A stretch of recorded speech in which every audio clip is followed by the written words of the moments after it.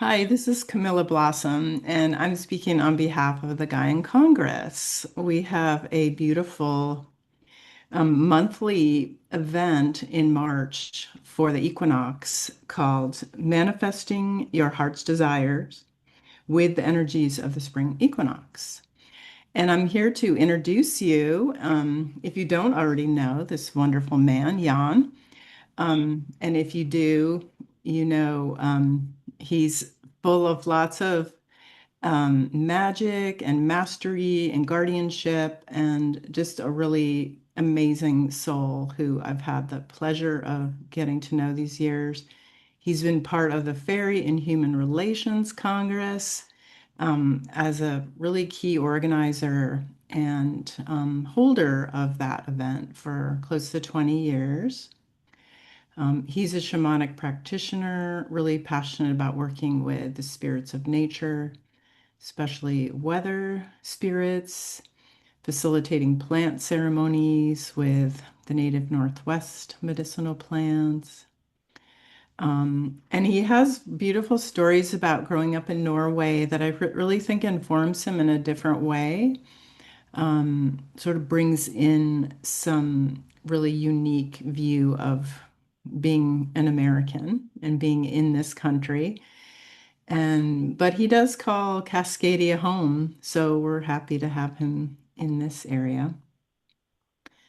And a little more about his healing practice. He uses practices and energy work to address underlying causes that are manifesting the disease or emotional imbalances.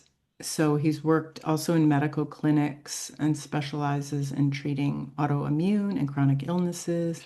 But he has a beautiful practice and can support those who wish to find more healing. So I'm excited to welcome Jan, and I know there's the astrology's all lining up, and of course, spring equinox is like always magical, right? Like the blooming and budding and opening of spring. So I'd love you to kind of talk about your why you decided to do this and what you have planned to let people know what's going on. Thank you. It's always interesting. I usually am sitting where you're sitting. Like I introduce people and you're doing it for me and it's like, "Oh wow. Yeah. Yeah. Oh yeah. Yeah, I do that. Yeah." So, I've put together a monthly workshop like every third Saturday of the month at 10 a.m. Pacific time. That means we can get the New Zealanders and we can get the Europeans. I mean, we've kind of got ended up with these international folk. That's where I'm really happy about what we've done with Zoom. Um, but when I looked at the different workshops and the timing, I was like, oh, March 21st is the day after spring equinox, and it's in that window. And then I looked more at I was like, okay, we're gonna do some manifesting work on that day, and I think it's important that we do because I've met a lot of people who, they're kind of bemoaning, like, oh, I really want that relationship, or I really. So what are you doing about it? What how are you manifesting? And they give me that look, like, what are you talking about? And it's like, no, go and create it. And a lot of people have, like, they've lost, they didn't go to that workshop in the 1990s about manifesting, and I've kind of got a good track record. I mean, there are times where it's like I didn't have the money for things, but I was able to, like, manifest things, and I manifested that car and that relationship and that job and that. It's like, wow, that was there. So there is a technology to this, to manifesting.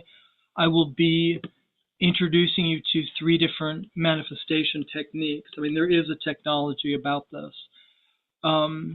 But back to March 21st when we're meeting. So right now, I mean, you've heard that, okay, so you're the fire horse. which is like big leaps ahead, creativity. Um, in comparison, last year was the snake, so shedding of skins. That's more kind of internal. Now it's like full go, like go. It's the year. One astrologer was like, it's go time. It's time to go. You've worked on yourself for umpteen years. It's time to go. Things are changing, but you've got. And I just want to. Okay, so Mercury is going direct. Actually, all the planets will be going direct until May 6th. It's the spring equinox, and I'll be sharing a little bit about what happens during solstice and the equinoxes.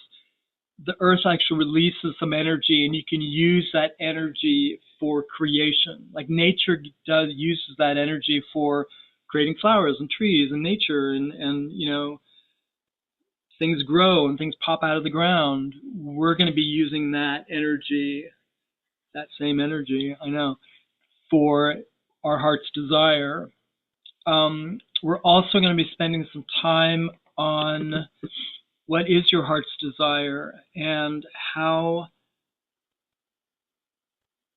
does that how does that align with your purpose, why you're here? So when God created you, what was she thinking? It's not just manifesting that red Corvette. It's like, and especially now, okay, so back to the astrology.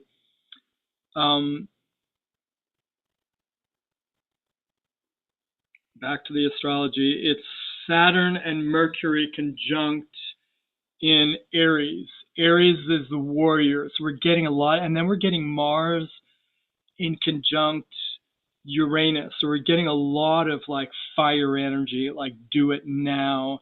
It also shows up in wars, which was what we're having. But I'm not.